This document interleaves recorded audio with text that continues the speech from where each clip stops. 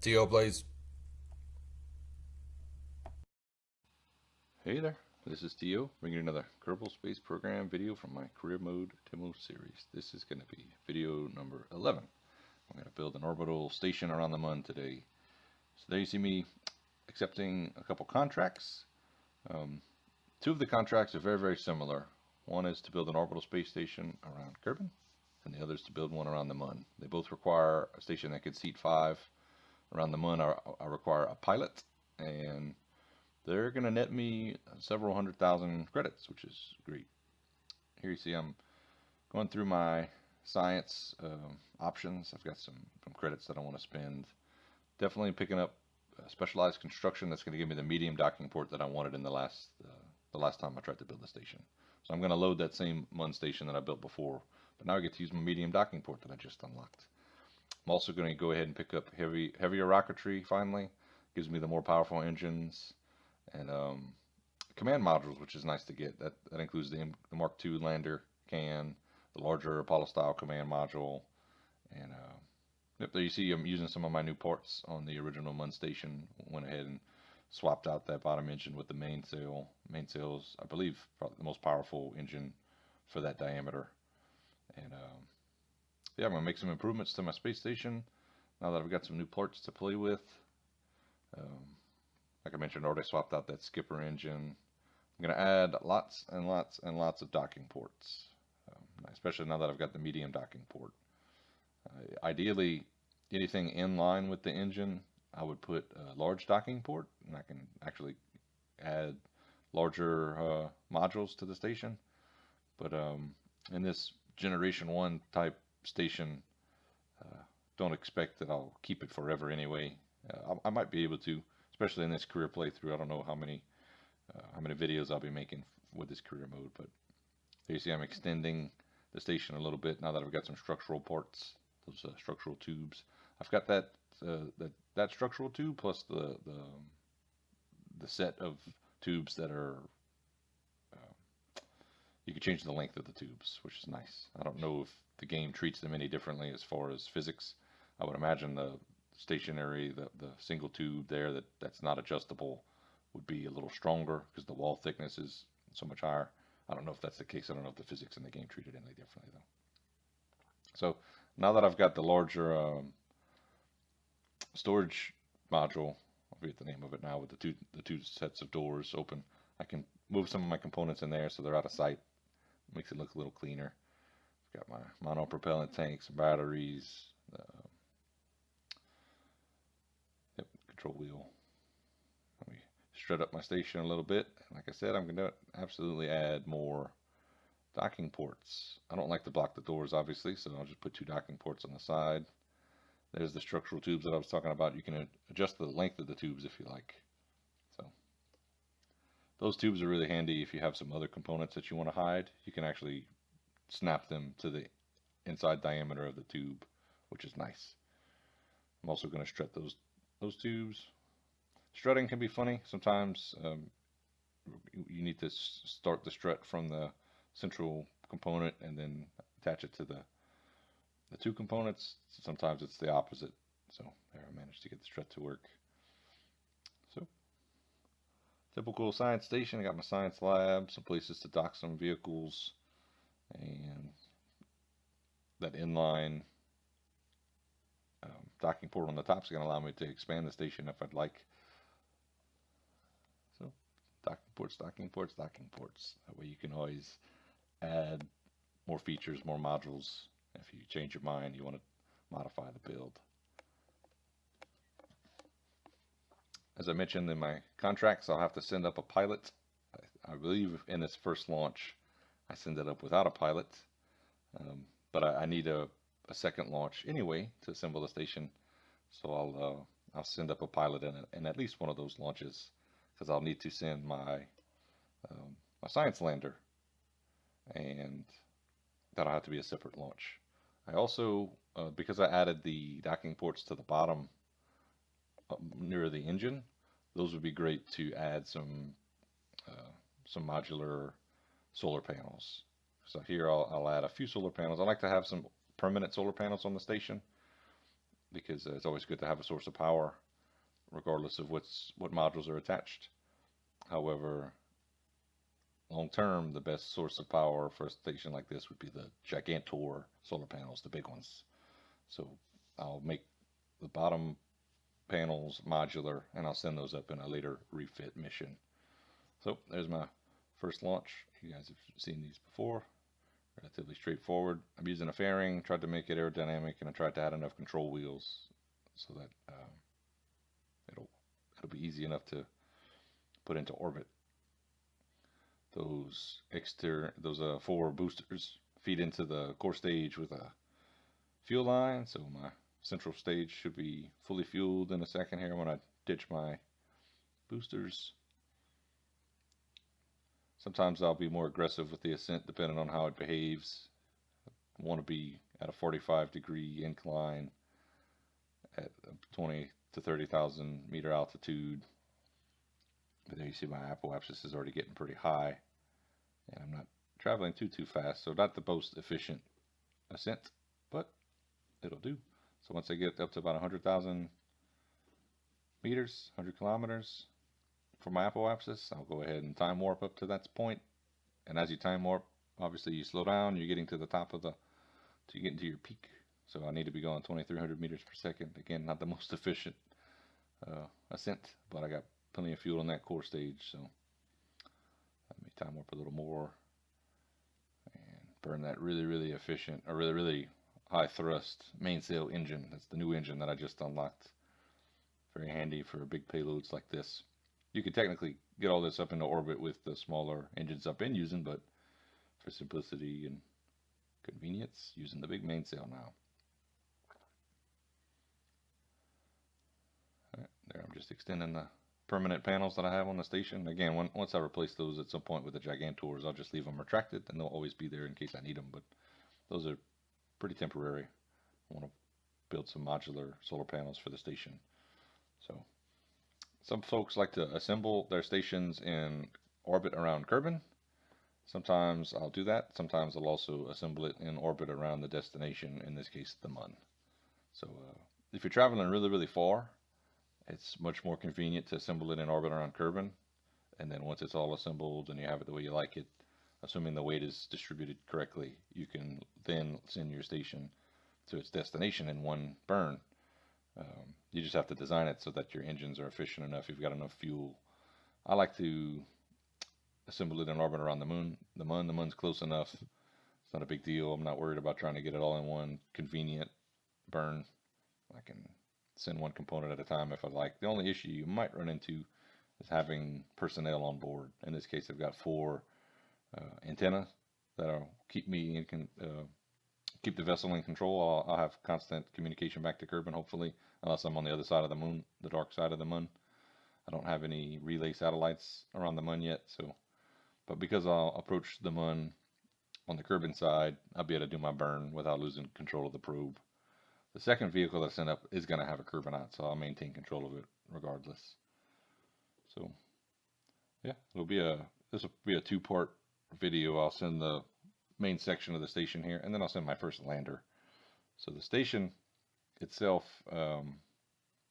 should have been enough to complete my contract. I don't see the little notification going off. I'm curious why I wouldn't have recognized that my contract was complete.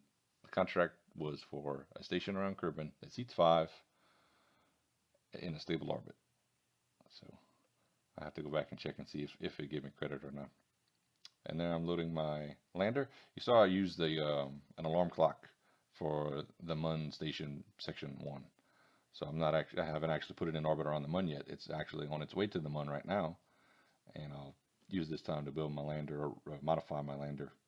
And once the lander's in orbit around Kerbin, and maybe probably also on its way to the Mun, it'll be time to go and take command of the station that I sent to the Mun a second ago.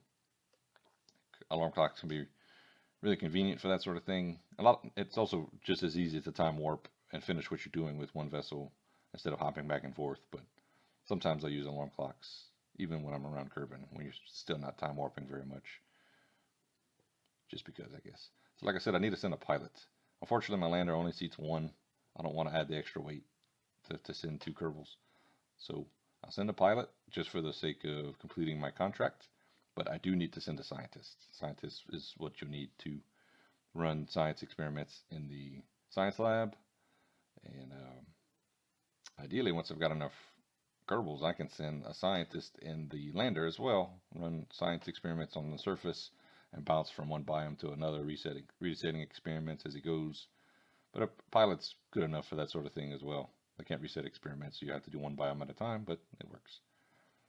There you see my asparagus staging. I didn't swap out the mainsail engine with a larger core because these swivel and Reliant engines with these asparagus boosters, they do the job well enough. They're also much cheaper. So I think it's fun to keep using older technology where you can, where it'll get the job done. So could have definitely replaced that whole bottom stage with some of the newer parts that I have, but they definitely would have been more expensive. And there, I don't know why I started to lose control, if it's weight distribution or what, but just trying to use my engines and their gimbaling to get me back pointed towards prograde. That was very inefficient. Don't know necessarily what caused it, but I got control of my craft again. Still should have plenty enough fuel to get the lander into orbit around the Mun and dock with my space station. So, not much else to explain. I'm trying to get my apoapsis above 70, maybe 70 to 100 kilometers. And there's about 56. We ran out of fuel in the boosters. Got my core booster left, or my core stage. This is more efficient now. See, my apoapsis is still low, but I'm gaining speed. That's what you want. You don't want to reach high apoapsis while you're still going slow. You want to reach your apoapsis as you're getting to around 2,000 meters per second. That would be nice. So I'm at 74, 75, 76 kilometers. I'm up to 1,700 meters per second. So this is way more efficient, even with that little weird flip that I just did a second ago. This is, I would imagine, more efficient in the long run than my last ascent. So I can go ahead and time warp to get to my apoapsis, which is about here. Point prograde, or point directly at the horizon, and finish circularizing. So I was already going 1,800 meters per second when it was time to circularize. In the last mission, I was going 1,000 meters per second, so much slower. This is much more efficient. So my apoapsis is still under 100. There you go, my periapsis above 70. So I am in orbit. I'll go ahead and ditch my fairing. Decided to use action groups for my solar panels because this is a lander. I'll be extending and retracting those panels pretty often. As I dock with the station, I like to retract them just in case something were to happen. I'm not going to break a panel by accident. Anytime I'm disembarking the lander, I like to retract them so my Kerbal doesn't accidentally bump into them and break one of them. So I got my action group set up, doing some experiments while I'm here, and you'll see those experiments are not actually yielding any science points, but I know that when I take those experiments to my science lab around the Mun, I'll be able to convert those experiments into more science points. So even though they're worth nothing right now, loading them into the lab, they will become worth something. And I won't know how much until I get my scientist there. So go ahead and get my rendezvous with the Mun. Doesn't look very clean. Looks like I'll be inclined a lot, but no worries. I can fix my inclination once I'm there. I should have lots and lots of fuel. Another mission that I'll obviously be doing for the orbital station is sending a huge fuel tank. I want to send something that can refuel this lander at least 4 or 5 times. And I'll probably be sending some other smaller vehicles there too. So a big tank that can refuel a couple small to mid-size vehicles a few times each would be nice. So again, it'd be better to use a large docking port on my space station, because if I send a huge fuel tank there, something even as large as the station section that I've already got in orbit, it's gonna wobble a lot. It's gonna act like spaghetti, because those docking ports, they can only hold so much mass. They can only they're only stable if they're in a craft that's suited for their size. This is a nice long burn. Trying to get to the moon. I think my next mission will be to send my scientist so that I can unload the experiments from the lander, get some science research going, send the lander down to the moon, and I want to load up that space station with science points as quick as I can, so that any future missions, all the time that I'm spending doing other missions, will basically, like I said in the previous video, that time kind of becomes a resource. The more time I spend playing, the more time in that science lab my scientist is doing his work. Because converting those experiments into research takes a long time. Checking on my alarm clock, and there's the original vehicle that I sent up. Time to jump to it. And it's got a few days until it gets to the node, the maneuver node, coming into the moon now. Let's point to my maneuver. And not a whole lot of energy it's going to take to circularize. 253 meters per second worth of burn. So I like to speed up until I'm closer to my actual maneuver. And there you got it. There you have it. I'm in orbit. And once I'm stable for 10 seconds, I don't have a pilot, so my contract will not be complete. Let's go ahead and get my pilot and my lander docked with the station so I can finish my contract. It's a pretty juicy contract. It's 232 total credits. I'm sorry, 232,000 credits, plus the orbital station around Kerbal, which was 124,000 credits. So we'll have to go double check. Hopefully I got credit for that one. If not, it should be easy enough to complete. Because a vehicle with 5 seats in orbit of Kerbal, with all it needs is a docking port and those 5 seats to be considered an orbital station. So I can send up any kind of rocket so long as it seats 5. So it should be easy to do later, even if I didn't get credit for the contract just now. So there, I'm changing my inclination to match the target. That's always the first step. Little 86 meters per second burn, not too bad. That's why, again, I wasn't super concerned about my inclination being off. Got it down. Picking a point, any point that I'd like to start adjusting my orbit. So in this case, I found a point on the orbit on the other side of the moon where I was already pretty close. So I warped here and I'll just adjust it there. So my closest approach is now near the periapsis. So now I can warp to the periapsis, shrink my orbit a little bit. Looks like I'm traveling much slower than the target, and the target just actually passed me up. So my orbit was way too high, way too big. So now I'm going to shrink my orbit a lot, so I'll be traveling faster than the target, and I'll catch up to the target. And there's my intercepts, closest approach. I'm just going to warp there, and we are traveling 21 meters per second different, which is not bad at all. That's slow relative speed. So there, I just canceling out that relative velocity. And now I'm burning towards the target. This is a typical rendezvous. I'm gonna go ahead and time warp a little bit. No sense in wasting fuel now that we're floating so close to each other. I'm gonna select one of the docking ports. I'm also gonna control the lander from the head docking ports. That I'm trying to dock that exact point with my lander with the station. I put RCS on the lander, but unfortunately I've got some added weight of that transfer stage. So it's going to behave really nicely once that transfer stage is ditched. The only reason I'm not ditching it right now is it's got fuel in it. So I'm going to keep that fuel and transfer it into the station, and then I'll ditch the transfer stage. But from now on, once I'm using the lander on missions to the moon, the RCS is going to behave really nicely, because I don't have that added weight on the bottom.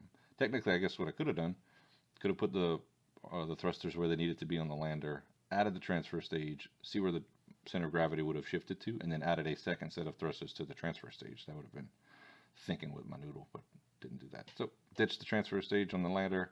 Now my lander is ready to use. I got my credit from my contract, some world first milestones, built my first station around the moon, yep, excited, ready to start using it. I'll be showing you in the next few videos how I'm going to put it to work. So appreciate you tuning in. I hope you got something out of this video. Like I said, tune in to the next one for using the lander, putting my scientists in the station, showing you how to use it. It's always, if you like the video, hit the like button, leave a comment, and I hope to see you soon. Thanks.